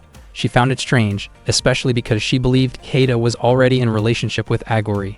Chiaki had also heard a rumor that Agori was dating Thasuku, which made her wonder if Agori's feelings were not being returned. She started to think that Keita might be misunderstanding the situation. From her perspective, it did not make sense for Keita to reach out to Karayan if he already had Agori by his side. Chiaki convinced herself that Agori might simply be relying on Karayan for convenience rather than emotional reasons. Because of that, Chiaki felt that she needed to help Keita see the situation more clearly and understand what was really happening around him. At the same time, Thasuku was thinking about how guilty he felt for using Keita, even though he had a hidden motive of his own. He was sure that Aguri would show up at the event, and he planned to quietly watch her reaction from the sidelines. He believed that Aguri was dating Keita as well. Thasuku even laughed to himself while imagining Aguri being completely unaware that she was being observed by him, especially when everyone's attention would be focused on Karayan and Keita. If Aguri and Keita were truly just friends, then Aguri should have been happy to see Keita getting along with Karayan. But if that was not the case, then it would mean Aguri had been acting dishonestly toward Keita. At the same time, Aguri was thinking that if Thasuku really liked Karayan, then he would not feel comfortable seeing Karayan get close to Keita. And if Chiaki were actually Thasuku's true interest, then Thasuku would have been paying attention to Chiaki the entire time. Meanwhile, Chiaki was convinced that Keita asking Karayan to meet and become friends was an SOS signal, a sign that he still could not move on from Aguri. Chiaki decided to go to Class 2F to clarify the situation and find out the truth about Aguri. On the other hand, Thasuku thought that if Aguri really was dating Keita, then the whole event would turn out to be nothing more than a harmless joke. If Aguri ended up looking at him with guilt, it would become the worst possible outcome, but Thasuku was confident that something like that would never happen. Meanwhile, Aguri worried about the possibility of Thasuku noticing her reaction, but she felt brave enough to check on her own relationship situation directly while everyone was gathered. In her mind, she labeled Thasuku as someone who tended to play with people's feelings, even though she did not want to believe that about him. Aguri felt pleased with herself, thinking she had come up with a clever way to handle the complicated situation in her relationship. At the same time, Chiaki was worried that if Aguri and Thasuku exchanged guilty looks, it would mean they were panicking over Keita's SOS signal. Still, she believed things would not spiral out of control that badly. Thasuku, Aguri, and Chiaki were all eagerly waiting for the after-school event, convinced that it would finally answer all of their questions. Karayan, meanwhile, could not stop thinking about why Keita had asked to meet her after school. She suspected that Keita might be planning to end their friendship, perhaps because he wanted to enjoy gaming in peace and saw her as a distraction. Considering how shy Keita was, she thought he might not want to be the center of attention because of her. Even so, Karayan tried to stay strong while facing such an uncomfortable possibility. Once the school day ended, Thasuku, Aguri, and Chiaki hurried off to wait for the event. Karayan walked toward Class 2F, mentally preparing herself for the worst. She resolved to answer Keita honestly and sincerely, no matter what he asked. She believed it would be best to express her true feelings right away. When Karayan arrived and entered Class 2F, she found Keita there, visibly nervous at the sight of her. Thasuku silently encouraged him from the side. Soon after, Aguri and Chiaki arrived as well, and Keita was surprised that everyone had come just for him. With Karayan standing right in front of him, Keita greeted her, clearly tense and struggling to gather his thoughts. Karayan signaled that he should continue, showing that she was ready to hear what he had to say. Keita assumed that she was already prepared to turn him down. As he finally began, Thasuku noticed that Aguri was looking at him with guilt, which made him believe even more strongly that Aguri and Keita were indeed a couple, and that he himself was in the wrong. At the same moment, Aguri was shocked to realize that Thasuku had noticed her guilty expression, taking it as proof that he had questionable intentions toward Karayan all along. Meanwhile, Chiaki saw the guilty exchange of looks between Thasuku and Aguri and concluded that they were already involved with each other, which explained why they seemed so tense about what Keita was about to say. Karayan hoped she could respond honestly, since this situation felt different from the usual confessions she turned down. Even if the outcome was rejection, she wanted to stay true to her feelings. As Keita tried to express himself, countless moments flashed through his mind. In the end, he asked Karayan to become his girlfriend, and Karayan accepted with genuine happiness. Keita then realized that his earlier words had simply come out wrong, and everyone around them reacted with loud cheers and excitement. One morning, Keita headed to school by bus while casually playing his dating game on his phone. A group of students sitting in the back seats were quietly talking about him. They could not believe that someone like Keita was actually dating a beautiful blonde girl like Karayan. At school, Keita chatted with Thasuku in the classroom. Thasuku admitted that he never expected Keita to suddenly become the center of attention. Keita said that everything happening now was Thasuku's fault. Thasuku acknowledged it and apologized, though he never thought Keita would go all in and ask Karayan out so seriously. Up until that moment, Keita still believed that Karayan originally had feelings for Thasuku.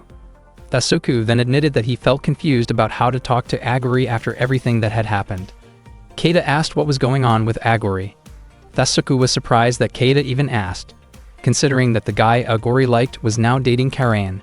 Hearing that left Keita genuinely shocked. Thasuku decided to return to his seat without continuing the conversation. After hearing Thasuku's words, Keita became even more convinced that Thasuku might really be hiding something, which explained why Thasuku did not know how to face Aguri. Later, while in the restroom, Keita found himself thinking about how Thasuku and Karayan could easily spend time together at school, since everyone assumed Karayan was Keita's girlfriend.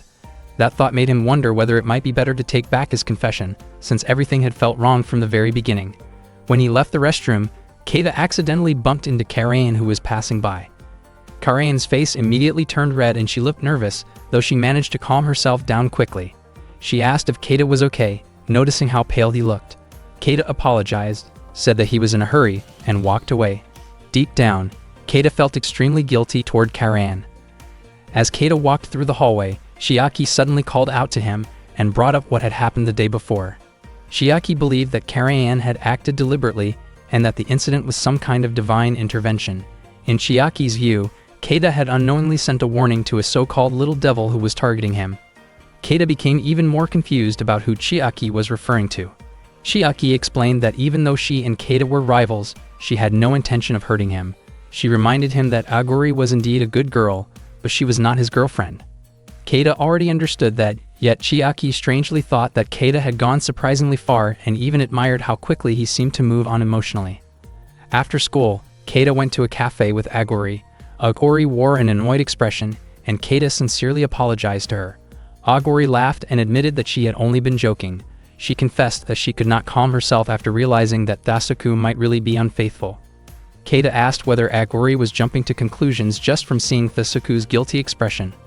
Aguri remained suspicious because Thasuku had looked visibly uncomfortable when facing his own girlfriend. She mentioned that ever since meeting Keita, her relationship with Thasuku had gradually declined.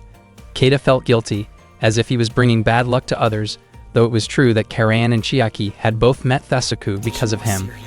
Keita explained that everything had originally been Thasuku's idea, and that it was possible Thasuku was using him as a cover. Aguri believed that Thasuku genuinely saw Keita as a close friend, but Keita felt that Thasuku might simply be taking advantage of him. Aguri asked Keita not to keep thinking negatively. She then asked what Keita planned to do about his relationship with Karayan. Keita thought that he probably needed to end it properly and respectfully. Aguri said that what mattered most was Keita's own feelings and asked whether he was willing to let others decide something so important in his life. Keita asked Aguri to forget that he had ever asked for her advice. Only then did Aguri realize the taste of the drink she had ordered, as she had not noticed it at all until that moment. She commented that love problems were truly terrifying. After that, they said goodbye and went home. The next day, Karayan went up to the rooftop after being contacted by Keita. She looked anxious as she wondered why Keita had asked her to meet there and whether it had something to do with their relationship. Karayan tried to calm herself because she did not want Keita to see her panic. She even worried that her confession the day before might have been a mistake, since everything had felt strange from the start. She did not understand why Keita had suddenly confessed to her in the first place, and she could not bring herself to look at him. Before long, Keita arrived. He asked whether Karayan hated him, noticing that she would not meet his gaze. Instead, Karayan asked if Keita wanted to end their relationship. She was convinced that Keita was unhappy with it, as it showed clearly on his face. Karayan believed that Keita was planning to take back his words and admitted that she herself had been caught up in the moment back then. Keita expressed how relieved he was to learn that Karayan did not hate him. Karayan admitted that she had never hated him at all, and Keita felt deeply grateful. Unexpectedly, Keita then asked Karayan out on a date. Karayan was shocked and quickly turned around to look at him. Keita smiled and asked her to choose the time and place. Karayan still did not fully understand the invitation, so Keita clarified that he was asking her out because they were dating. Karayan's face turned red, and she looked nervous. Keita realized that there would likely be many challenges ahead, since he was not used to being in the spotlight and was fully aware that he could not compare himself to Thasuku. He thought that he might lose in the end, but as a gamer, quitting before knowing the outcome would be the wrong move. Those thoughts made Karayan blush even more. She tried to calm herself and accepted Keita's invitation, reminding herself that they were indeed a couple. Keita apologized for taking so long to ask her out, admitting that he lacked experience in relationships. Karayan warned him not to cross any boundaries, explaining that dating had its own order and pace. Keita agreed and promised to remember her words. After that, they went their separate ways. Their conversation still felt stiff, and Karayan realized that this was not the kind of dating experience she had imagined. She still could not control her tone, as being close to Keita only made her feel more nervous. When the day of the date arrived, Karayan and Keita went to a round stadium, a place known as a popular hangout for trendy students.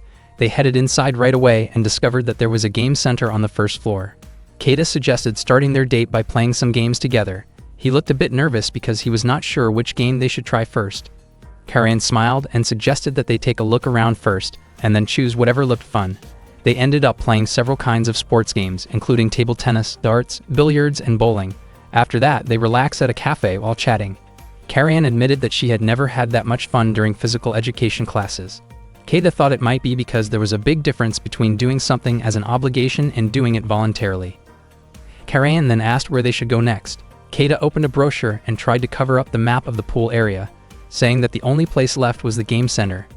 Karayan noticed that there was a large pool in the facility and felt interested in trying it out. She believed that there had to be a place to rent swimwear. Keita did not agree right away, which made Karayan wonder if he might not want to see her in a swimsuit. Keita looked flustered and went on to explain at length that he simply did not want them to attract too much attention from other people. Karayan then wondered if Keita did not want to go on a date at the pool at all. In the end, Keita agreed to go to the pool. He waited by the poolside while Karayan changed. Not long after, Karayan appeared in her swimsuit and asked what Keita thought of how she looked. Keita was completely captivated and so surprised that he ended up thanking her when asked for his opinion. He said that the swimsuit suited her very well and admitted that he was so taken aback that he did not know what else to say. Karayan's face turned red when she heard the compliment. At that moment, they noticed another couple happily playing in the water. Karayan suggested that they try playing like that too, but she wanted to set some rules for their water game. The attacker was only allowed to splash water once per turn. Turns would switch after each splash, or after 10 seconds passed, and the winner would be the one who managed to get the other person's hair wet first. Keita realized that Karayan could actually be quite tricky. They got ready to start the game. Karayan had the first turn to splash water, but Keita managed to dodge it. When it was Keita's turn, he deliberately stalled to confuse his opponent and then aimed a splash at Karayan. However, Karayan was good at reading the situation and avoided it quickly. Keita was shocked by her reaction, and in the moment he let his guard down, Karayan managed to splash plenty of water onto his hair. Keita admitted his defeat, and Karayan laughed at him. Unfortunately, they could not quite match the carefree energy of the other couple playing in the pool. Keita felt that they might be better suited to going back to the game center. He and Karayan soon walked away. Before long, they spotted Chiaki, who was being bothered by two young men. Chiaki, clearly frightened, was relieved to see Keita and immediately ran over to him for safety. She was trembling because she felt scared by the attention from those two men. Mistaking Keita for Chiaki's boyfriend, the two men backed off and left. Keita was startled when he suddenly realized that he was actually there with Karayan. Chiaki, on the other hand, acted normally and greeted Karayan. At that moment, Karayan's face showed clear annoyance. Keita made it clear to Chiaki that he was on a date at that time, but Chiaki remained completely unfazed. Keita then wondered how long Chiaki was planning to keep holding onto his arm. Chiaki remarked that she probably should not interfere with their relationship, even if it was a fake one. Karayan, already irritated, quickly spoke up to stop Chiaki. The three of them then sat down to talk. Karayan asked why Chiaki had come to that place that day. Chiaki explained that she had been invited by her younger sister, but they had gotten separated. She described her younger sister as very sweet, which made her feel worried. Karayan offered to help look for her, believing that Chiaki's sister was probably searching for Chiaki as well. Chiaki was happy that Karayan wanted to help, and Keita said that he was not in any rush. Chiaki felt touched that Keita was willing to help too, but unexpectedly, Karayan stopped him. She told Keita to wait for her at the game center on the first floor. Hearing that, Keita obeyed immediately, like a soldier following orders from a commander. Chiaki could not understand what kind of dating style the two of them were practicing. Keita was waiting alone at the game center when Karayan and Chiaki showed up a short while later. Keita wondered why Chiaki had come along with them. Karayan quickly headed straight to the arcade machines because she could not wait to start playing. Chiaki mentioned that her younger sister had probably gone home earlier. She then questioned whether Keita really understood why Karayan was willing to put in the effort to go on a date with him, and she felt confident that Keita had not done anything special yet to make Karayan happy. Keita had no idea what Chiaki was trying to imply. Chiaki explained that she had given Karayan a chance to feel satisfied through a video game competition. Keita became even more confused by what Chiaki was saying, but he assumed that Chiaki simply wanted to play games. Unexpectedly, Karayan turned out to be genuinely interested in having a gaming competition. They chose a car racing game, and Karayan was confident that it would be exciting to turn into a match. It was Chiaki's first time playing the arcade version of the game, but she still believed she would not lose to Keita. Once the game started, Keita seemed to struggle more than expected. It turned out that he had selected a hard difficulty mode for their very first match. The three of them enjoyed the game immensely, and as it went on, the tension continued to rise. Several younger kids nearby watched them with excitement. Unfortunately, halfway through the race, Keita ended up receiving a random in-game item that could dramatically change the outcome. Karayan explained that the item had an equal chance of causing chaos around the track or backfiring on the user. As the finish line came into view, Karayan and Chiaki felt certain that they would win. Unexpectedly, when Keita's car moved close to both of theirs, he activated the item, completely shaking up the final moments of the race. After the date, Karayan and Keita rode the bus together. Karayan suddenly laughed about the unusual way Keita had lost earlier. Keita wondered if Karayan was upset because he was not very skilled at playing that game. Karayan felt there was no reason to be angry, since what mattered most was that everyone there had enjoyed themselves, and she actually liked Keita more because of that. Keita admitted that he admired how Karayan never went easy on him. Karayan felt that it did not really sound like a compliment. Keita explained that if Karayan had held back and let him win, he probably would not have enjoyed it as much. Karayan admitted that she did not know how to do anything halfway and always played seriously. Keita understood that about her, and that was exactly why he liked that side of Karayan. He then wondered whether Karayan had tried the newly released game Fire Tactics. Karayan became visibly excited and eagerly talked about the game together with Keita. Konoha was the student council president at Heikyu High School and was also known as an exemplary student. She had strong abilities in both academics and extracurricular activities, yet she never managed to take the #1 spot because someone even more outstanding always claimed it first. She never even expected to become the student council president. At first, she felt genuinely happy, but that happiness did not last long. Deep down, Konoha felt intense jealousy toward Karayan, who seemed perfect and appeared to have everything. That day, Konoha held a meeting with the student council members. After the meeting ended, everyone went home, leaving Konoha alone in the room. She felt oddly content as she remained there, taking in the lingering atmosphere left behind on the benches. Konoha felt pleased knowing that all the student council members were kind and charming girls. Not long after, she put on her disguise and left the school. At school, Konoha appeared to be an innocent and proper student council president, but in reality, she was deeply passionate about video games, especially niche and story-driven titles. She felt excited while browsing and buying several games. After picking up a few, her attention was drawn to a game called Golden Memories. That title reminded her of a conversation she once overheard at school, where students said that if Karayan attended Heikyu High School, Karayan would definitely have become the student council president instead. Feeling conflicted, Konoha put the game back on the shelf and walked toward the Rainbow Court game section, which felt more fitting for her. Not long after, she noticed Ichi and Keita chatting nearby. She realized that they were wearing the Otobuki High School uniform, the same school Karayan attended. Konoha's heart skipped a beat when she saw Ichi, who looked very handsome to her, while Keita, in her opinion, had the kind of face often seen on typical simulation game protagonists. She almost got caught sneaking glances at them by Keita. At that moment, Ichi was asking Keita for advice about games. Keita felt embarrassed about recommending anything and hesitated, even though Ichi reassured him that his taste would not be judged. Keita admitted that he did not have any specific recommendations and had never really suggested games to others before. Hearing this, Konoha thought that Keita seemed indecisive. Keita then asked whether there was any game that caught Ichi's interest. Ichi showed a title that was said to be popular among online users. From Konoha's perspective, the game was decent but still fairly ordinary. Unexpectedly, Keita described it as a masterpiece and mentioned that he had even stayed up late for a whole week to finish it. That reaction sparked Ichi's interest in buying it. However, Keita suddenly said that he was not actually recommending the game, leaving Konoha surprised by how troublesome Keita could be. Keita then asked whether Ichi was looking for a dating simulation game and walked toward a shelf he wanted to recommend. Konoha panicked as Keita moved closer to her. It turned out that Keita was pointing to Rainbow Court. Ichi had never heard of the game before, since it was not very popular. Ichi wondered why Keita would recommend it, and Keita explained that he personally liked the game. Keita encouraged Ichi to choose freely, explaining that he simply wanted to highlight games that rarely received attention. He said that Rainbow Court was a good game, even though it was often criticized for having an old-fashioned visual style.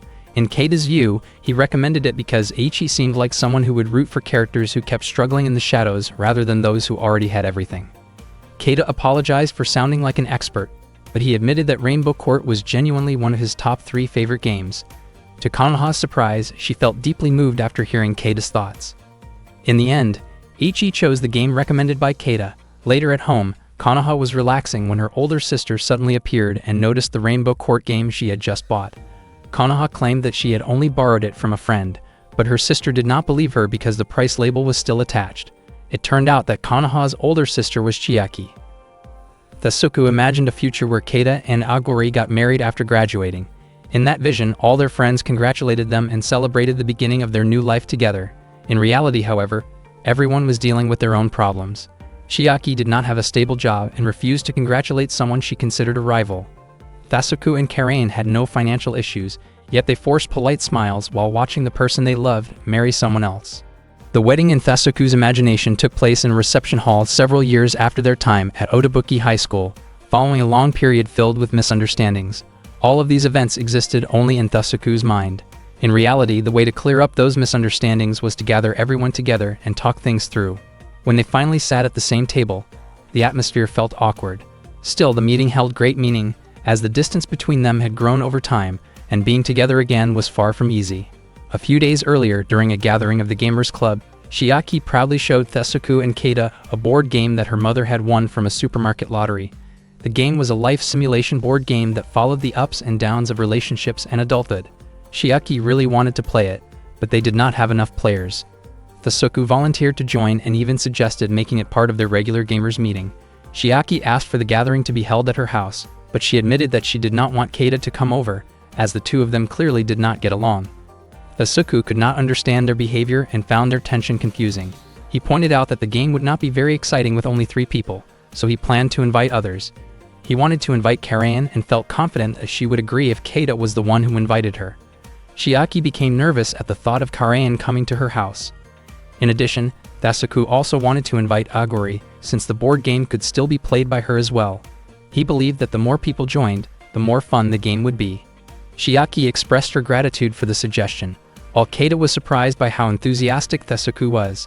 In truth, Tasuku had deliberately gathered everyone together because he wanted to talk through everything that had happened and clear up the complicated 5-way romantic misunderstandings between them. However, that plan would ultimately not work out as he hoped. A few days later, the 5 of them gathered at Chiaki's house to play the board game. Everyone looked awkward and overly cautious, and even the seating arrangement showed clear distance between those who were supposed to be couples. They began playing the life simulation board game, which was played by spinning a roulette wheel and following the events written on the board. The game was easy to enjoy and allowed plenty of time for casual conversation as they played. Tasuku felt confident that his plan was finally going to succeed, but things quickly moved in a direction far from his expectations.